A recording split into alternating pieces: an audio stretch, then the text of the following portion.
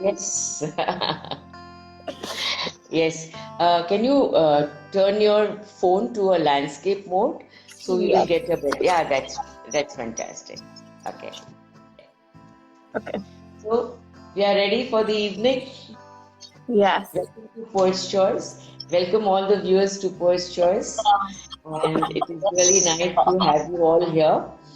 And first of all, I would like to introduce our poet. She has written with us in two of our books, Joys of Aging, and the other one is Change is the Only Constant. I went through both her poems and they are just lovely, so much to the point of today's world, which we all are facing.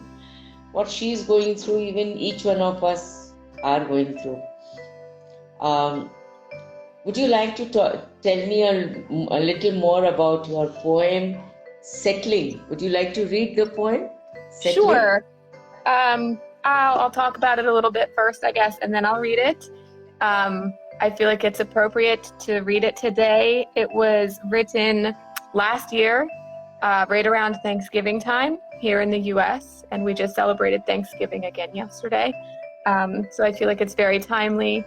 But I wrote it to kind of explore how different Thanksgiving was last year, with all of us being shut away from each other and the world just being a much different place than we were used to. So now I'll read it. Settling. The table is where change settles into bones, popping, cracking, burrowing, growing like a tumor. We no longer eat our meals here, grabbing plates as we pass, filling our faces in front of screens instead of family. The table is my office. Since the line between home and work has blended and smudged, I no longer leave the house. We no longer lay our voices on the table to be picked up by our children, because their ears are engorged with Zoom calls and school applications that sound like this year's hottest gadget, Cami, Nearpod, Pear Deck. The table groans beneath the weight of workplace, craft space, settling like an old house as pandemic winds bite at its legs. I unearth its surface from beneath layers of notebooks and unopened mail to spread a bounty using my vintage turkey platter.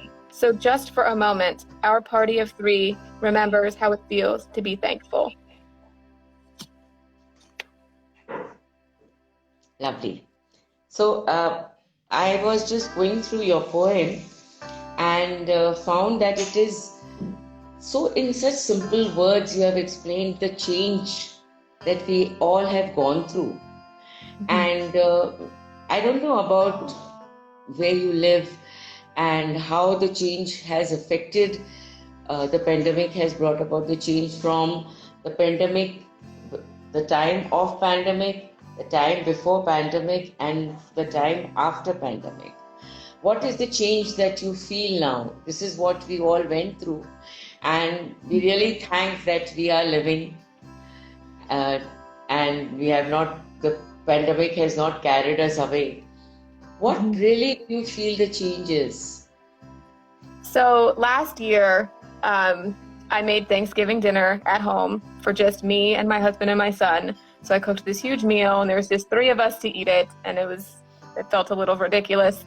And we Zoomed with my family. So we had my laptop sitting at the table so that we all could kind of feel like we were together, even though we were all sitting at home alone. And so this year, we just spent yesterday with family, and we actually all got to sit together and eat and talk to each other and enjoy each other's company. And it felt much different.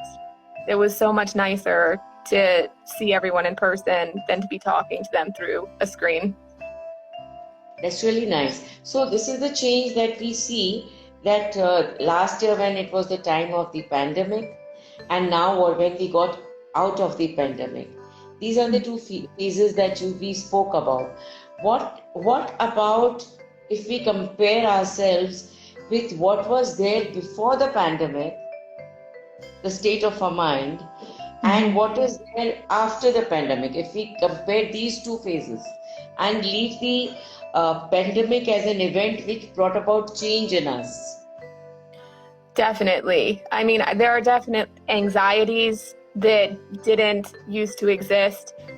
Even being somewhere without wearing a mask, even though a lot of places here are finally lifting mask restrictions, it still feels wrong to have a bare face, and it's something that we never had to consider before.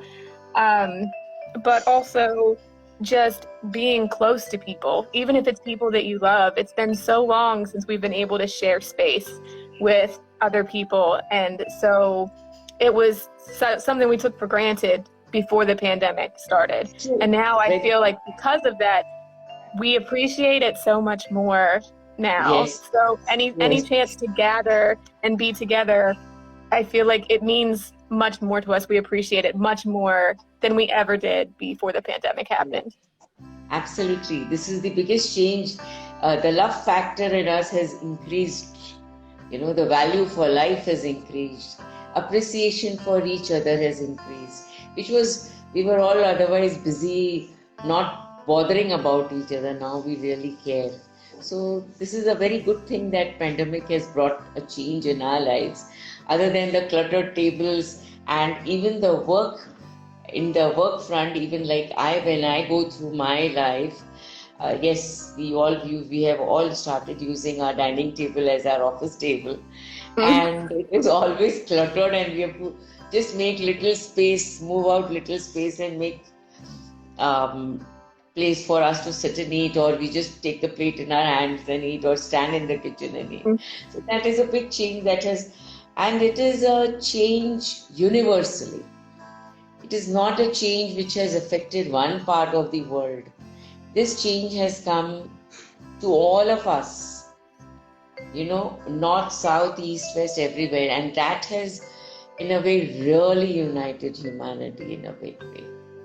We don't hear of this pandemic in the animal world. So Mm-hmm. this pandemic came for all of us, for all the humans. So I really loved your poem, in which, especially these lines, as pandemic winds bite at its legs, I unearth its surface from beneath layers of notebooks and unopened mail. These Mm-hmm. three lines are really beautiful. Now, then you go further to say, to spread a bounty using my vintage turkey platter so, for just a moment, our party of three remembers how it feels to be thankful. In these Mm-hmm. 6 lines, you have said so much, so much, you know, if you go deep into it and try to understand it. We were really impressed. We're really impressed with your poem. Thank Now, in you. this book, change is the only constant. We know that the kind of change that has come, and it was so very harsh for all of us, but it has brought about some very good changes, and there are going to be many more changes in near future, but we only wish that it's not so harsh. You Yes. know? Yeah. And this harsh one has prepared us for constant change, and geared us all up for constant change. It's I think prepared that's us. true. I think we're more adaptable than we We are ever more used to adaptable. be. Mm-hmm. Yes, yes, very true, very true. So I really appreciate this poem that you have written and you have contributed for our book. And did you happen to read any other poem in this book which you would like to share? Let me think. There were a couple. Let me see. Of course, I don't have them marked. Um, I really liked, and this, of course, this is a really strange one to read, but of course, it's the one that I liked. But there's one called R.E. Your Cat, and it is written as a series of emails between one apartment tenant to another. It's Yes, on page 67, and it's yes. by Olivia Lochisano, and I hope I didn't just butcher her name, but it's by Olivia. And like I said, it's kind of an awkward one to read since it's set up as a series of emails, but I thought it was charming because it starts off as an email where one tenant is complaining to another because their cat just keeps showing up at her house, and she's very irritated because she's allergic to cats, and so it's a problem. And over the series of emails, she starts to care for the cat, and by the end, her email says that it's kind of nice having her around, and she's glad that the cat has returned after being away for a little while. And I thought that this one was cute because it shows how important companionship can be, even if you don't want it at first. Just that sense of connection, even if it's just with your neighbor's cat, can be so important. And so I thought that it was charming, and I thought that it was a clever form using the emails because it's something that we're all familiar with. And it was, so I don't know, I really liked that one. I thought that it was very clever. Yes, I liked it very much. And her last line, I left her some tuna. She's saying or talking about the cat. So it's really lovely, where she begins with a complaint and then she is caring for the cat so much. Mm-hmm. So it's really beautiful. It's really nice. And there is another, though you haven't found that book yet, it is still on the way, Joys of Aging, where you have really marked every year 8, 12, 17, 25, 34 and 39, where the girl is evolving as with her age. Yes. And it is so true. And if we look at it, each one of our lives is very similar. We may be in any part of the world, but these are the time when we too do similar, we go through similar situations in our life, and work, we give so much of importance to work. At 25 works too much, at 34 works too much, at 39 wakes at 4 a.m. with a head filled with worries. Dad's COVID deadline stroke, I would give this girl stillness. So there is this another, your last line over here has also brought us to a marking point where we were all sort of running after making our ends meet and working hard and trying to live up to our desires. When such a situation comes in our life where the age may vary a little, from 39 to whatever. But yes, the significant fact is that it brings about great stillness in us. To sit back and think that work, money, desires are not as important as life itself. It brings about a stillness to think back and value our relationships, as you said in your earlier poem. So both your poems sort of run into one poem into the other. And I'm really impressed by the simple smoothness, with a lot of clarity you have put your thoughts and mark each age break, beginning from the first 30 years, 39, 40 years of our lives. It's really beautiful. It's really beautiful. And this really made me realize that COVID has brought that stillness in us, that realization in us. It has. It definitely makes you more introspective, and you really start to examine everything. Yes. And so I feel like I agree with you. It definitely has changed the way that I look at many things, and I'm sure that everyone else has changed the way that they are beginning to look at things as well. Yes, but stillness has come in all of us. That is a very crucial word you have put here. I would give this girl stillness. We have started realizing the value of life more than just money and the materialistic things. I think this was done to us. This was done to us to make us realize this in our life.